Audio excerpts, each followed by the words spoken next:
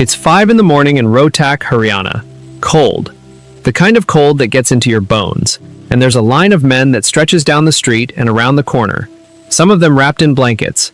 Some sleeping in a parked bus because they got here 3 days early and had nowhere else to go. Now guess what they're queuing for? A visa lottery? A cricket ticket? No. They're waiting to be interviewed for jobs. Construction jobs. But not in Delhi, not in Dubai. In Israel. 4,000 kilometers away, in the middle of a war. And here's the part that should stop you. The Israeli recruiters flew to India to find these men. They came looking. That's the story nobody's telling you properly. For decades, we said Indians go abroad to escape. That story is over. Today, the world is coming to India, hat in hand, asking, please, can we have your workers? Wah. Let that sink in. I'm going to show you exactly why this is happening, country by country, deal by deal, and the reason underneath it is bigger than jobs. It's about time itself running out for half the planet. If you like stories about India that the news skips over, do me one favor before we go further. Hit subscribe and turn on the bell. This channel lives on you being here for the whole ride. Okay, let's go find out who's knocking. For most of the last 100 years, the picture of the Indian who leaves was a sad one. Think of your own family. Somewhere in there is a grandfather or a granduncle who packed one steel trunk, kissed his mother goodbye at a railway platform, and sailed off to work somewhere hot and far. Fiji, Mauritius, the Gulf. He sent money home.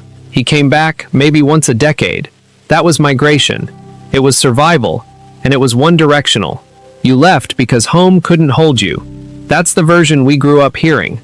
Brain drain, losing our best to richer countries. And you weren't wrong to feel a little sting about it. But something flipped, and it flipped fast. In 2023 alone, close to 600,000 Indians moved to the wealthy OECD countries for work, an 8% jump in a single year, which made India the single largest source of new migrants to the rich world. Not one of the largest. The largest. And the type of person moving changed too. It used to be laborers and, later, IT engineers slipping quietly into someone else's system. Now it's nurses that Britain is short of, doctors that Germany can't produce fast enough, care workers that Japan is desperate for. India is now the #1 source of migrant nurses in the developed world, and among the top 3 for doctors. We produce more engineering graduates than any country on earth. So the workers didn't just get more numerous, they got more wanted. And when you're wanted, the whole game changes. You stop begging for the door to open. You start deciding which door you'll walk through. But to see how dramatic that shift really is, you have to look at the deals themselves. And the first one happened in a war zone. Come back to that construction site. His name is Raju Nishad, 35 years old, from Uttar Pradesh. Safety belt, helmet, boots. He's standing on scaffolding in a town called Bir Yaakov in central Israel, hammering the blocks that will become somebody's apartment. 2 years ago, a man like Raju had almost no way into Israeli construction. That work belonged to Palestinian laborers, around 80,000 of them. After October 2023, Israel barred those workers. Overnight, an entire industry had no hands. And so Israel turned to India. There was already an agreement, signed back in May 2023, opening up 42,000 jobs for Indians in construction and nursing. By the end of 2024, roughly 16,000 Indian workers had arrived. The pull? Wages about 3 times what the same man earns at home. Raju told a reporter there's nothing to be afraid of, even as air raid sirens sent him running for shelter. He's saving for his family. Simple as that. Now hold that image, and let me spin the globe. Japan. Aging, quiet, running out of young people. In August 2025, Tokyo signed something it called an action plan, and buried in it was a number that should make you blink. Japan wants up to 50,000 Indian workers every year. A country famously nervous about foreigners is now actively courting young Indians to keep its care homes and factories running. Germany. In January 2026, when the German Chancellor visited India, both sides reaffirmed a skilled labor strategy built specifically around Indian talent. Germany. Making, in its own words, an extra effort to attract Indians. Confirm. This is a country that used to make you fight for every visa. Britain. The 2025 trade deal between India and the UK slipped in a clause that sounds boring but is quietly huge. Indian workers posted to Britain by Indian companies don't have to pay British Social Security contributions for up to 3 years. That saves Indian firms a fortune and makes sending workers over cheaper and smoother than ever. Australia is running a scheme with a friendly name, Mates, that hands 3,000 places a year to young Indian graduates in fields like engineering and renewable energy. Italy has locked in rising quotas of Indian workers, climbing year on year. Greece signed a labor pact. The European Union, taken together, was already home to nearly 1 million Indians by the end of 2024, and Indians are the single biggest group holding the EU's skilled worker blue card. You see the pattern yet? This isn't one country having a moment. Israel, Japan, Germany, Britain, Australia, Italy, Greece, the whole EU. Different languages, different politics, same request. Send us your people. And once you notice they're all asking at the same time, the obvious question becomes, why now? What do all these countries secretly have in common? Because the real answer isn't about India at all. It's about a clock. Here's the thing they'll never say out loud at the press conference. These countries don't want Indian workers because they love India. They want Indian workers because they are running out of their own people. Full stop. Look at the ages. The median person in India today is about 28 years old. 28. In China, it's 38. In Japan, it's 48.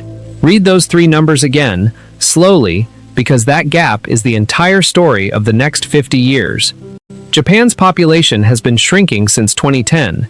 It's on track to fall from around 123 million people to under 70 million by the end of the century. That's not a dip. That's a country quietly disappearing, one empty school and one closed village at a time. Somebody still has to build the houses, nurse the elderly, drive the trucks. But the young Japanese to do it were never born. China, the workshop of the world, is about to lose roughly 239 million working-age people by 2050. Sit with that number. That's nearly the entire population of Indonesia, gone from the workforce in 25 years. Now India. While the rich world grays and shrinks, India is doing the opposite. More than 65% of the country is under 35. India's working-age population is climbing towards 1 billion people by around 2047. 1 billion. When the world's economists sat down to figure out where the workers of the future will actually come from, they kept landing on the same answer, and the answer was us. So that Q and Rotak, those men in the cold, they aren't the desperate ones in this story. They're the ones holding the thing the whole world is short of. Youth, hands, time. And here's the twist inside the twist. India figured this out too. For years, India was what you might call a talent agent, training brilliant people on subsidized education and then just waving them off to work for someone else. Not anymore. Now the government negotiates. It signs deals that protect wages and cut the taxes its workers pay abroad. It's even drafting a whole new law to manage this properly. The money flowing back tells you why it matters. Indians abroad sent home about $135 billion in a single year. That river of money covers almost half of India's entire trade gap. Half. So the balance of power tilted. And once you feel that tilt, you can't watch this story the same way again, whoever you are. Let me talk to 3 of you for a second. If you're watching from outside India, maybe planning your first trip, thinking of India as just temples and traffic and street food, I need you to update the picture. This is the country the aging world is now depending on to keep its lights on and its hospitals staffed. The India you'll visit isn't the past. It's arguably a big chunk of everyone's future. Come with that respect, and the place opens up to you completely. If you're Indian, sitting at home, I know the frustration is real. Jobs here are still hard, wages still low, and it's fair to ask why our own people have to fly to a war zone for a decent wage. Hold both things at once. The struggle is real, and so is this.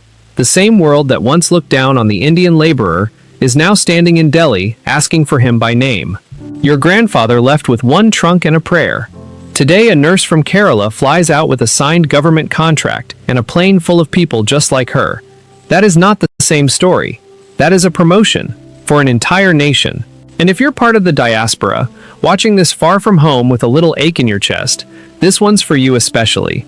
The loneliness your parents carried when they emigrated, that feeling of being the odd one out, of proving yourself twice over, your kids may never fully know it, because they won't arrive as outsiders sneaking in.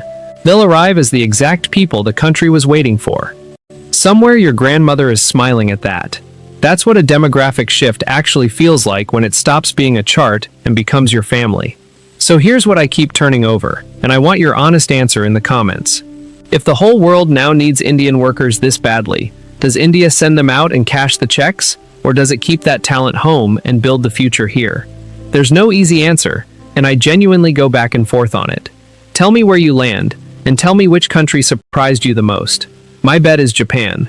If this changes how you see India even a little, that subscribe button is right there, and it honestly means everything to a small channel like this one. And next time, we're going somewhere stranger. There's one Indian city that's quietly trying to outbuild Dubai, and almost nobody outside India has heard its name yet. That's the next stop. I'll see you there.